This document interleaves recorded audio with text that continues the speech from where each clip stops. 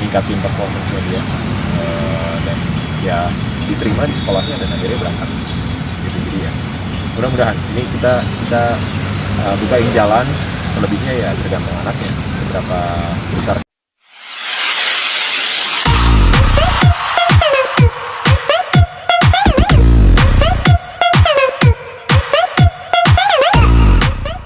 Jika bawain dulu ya. Ada. Oh itu gimana bang? Heboh tuh. Ya tunggu aja, ntar malam ini nih, bentar lagi nih keluar nih beritanya. Waduh.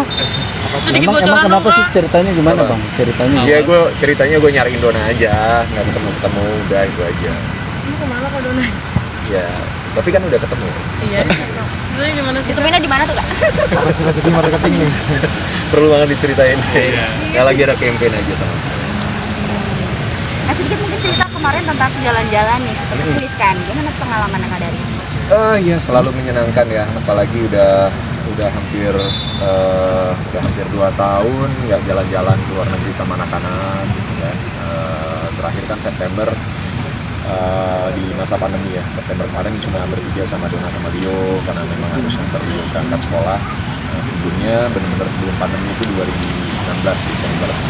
Jadi pengalaman yang seru lagi, dan kebetulan juga ketemu sama beberapa teman di sana, dari Ringo, ada Dedi Mas, ada Bara Budiman juga. Saya sempat hangout bareng. Menyenangkan bisa berkumpul lagi berlima karena 3 bulan Leo harus sekolah dan terpisah dari kita. Berapa lama tuh kemarin? Kemarin sama perjalanan 16 hari ya. 16 hari. Kemana aja mas?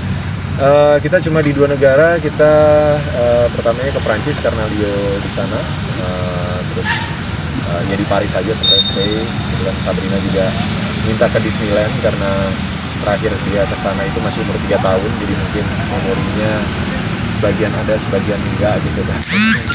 Atau umur 3 tahun, jadi dia request boleh nggak, terus ya udah kita pikir ayo.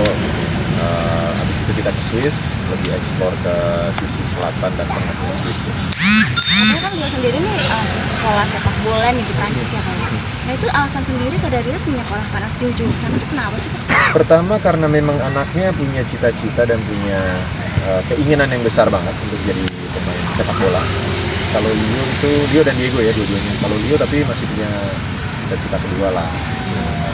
Aku bilang sama mereka dari mereka masih SD, kalau mau jadi pemain bola ya harus belajar di tempat dimana kiblat sepak bola dunia ada gitu ya, jadi mungkin liganya terbaik gitu ya, ya di Eropa. Terus kita coba wujudin itu, kita ngobrol panjang dari kelas 6 SD sebenarnya.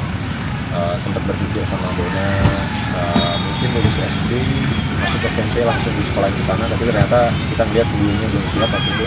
Akhirnya begitu dia naik kelas 3 ya, naik kelas 3 SMP, kita ngeliat anaknya udah siap dan dia benar-benar selama 2 tahun dia tunjukin komitmen yang tinggi untuk latihan, untuk ningkatin performance-nya dia, dan ya diterima di sekolahnya dan akhirnya berangkat gitu. Jadi ya mudah-mudahan ini kita bukain jalan, selebihnya ya tergantung anaknya seberapa besar keinginannya dan kemauannya untuk terus berkembang, belajar dan jadi yang terbaik, jadi terbaik versinya dia. Berarti senang dong ada generasi penerus hobi bola nih. Ya seneng, cuma kalau aku sama Dona sebenarnya kan apa aja cita-cita anak-anak harus jadi pemain bola gitu. Kebetulan ternyata 2 anak cowok ini, bahkan Sabrina juga sebenarnya sempat minta maksud ekskul bola gitu. Cuma aku sama Dona, aduh jangan deh, udah kakaknya aja gitu. Kita yang malah agak ngebatasin gitu. Tapi kakak-kakaknya memang aktif banget dan latihan terus. Mereka nggak pernah komplain, mereka selalu berusaha untuk jadi lebih baik lagi. Mereka berusaha untuk punya komitmen yang besar sebagai atlet profesional, bukan cuma sebagai pemain bola buat hobi doang gitu ya. Jadi kita ngelihat itu dan akhirnya kita mencoba untuk kasih akses terbaik yang bisa kita kasihkan. Dia di Prancis, di kotanya namanya Evian.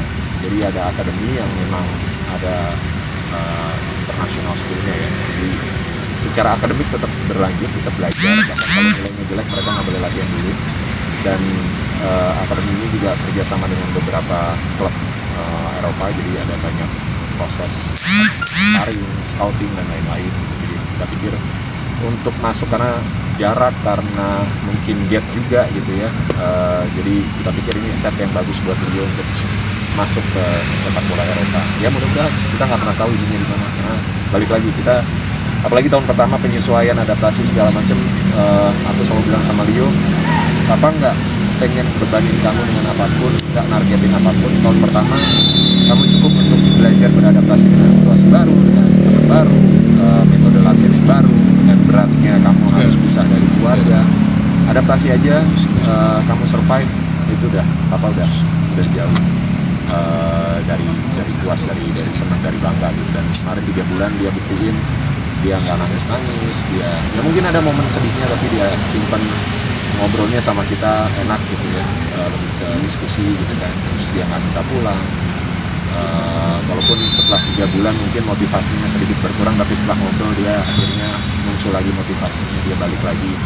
Ya Pak, aku ngerti Pak, aku harus ngapain sekarang gitu. Jadi ya itu, kita nggak pengen ngasih pressure yang besar buat dia, biar dia nikmatin prosesnya sih. Sempat ada rasa khawatir itu ngelepas anak masih Pasti. usia dini gitu, jauh lagi. Pasti khawatir, dan kita coba siapin semaksimal mungkin supaya anaknya bisa lebih nyaman dalam proses adaptasinya dia.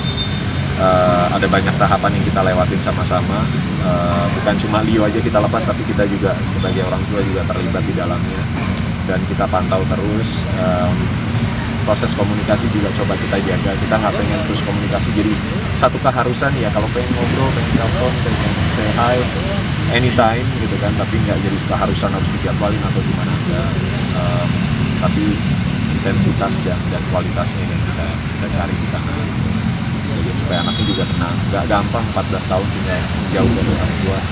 Tapi pengalaman dari sekolahnya sendiri bilang bahwa anak-anak itu begitu udah lewat masanya, mereka udah ikut kegiatan, udah nggak ada waktu lagi buat mikir yang lain-lain karena memang capek banget dan padat banget kegiatan.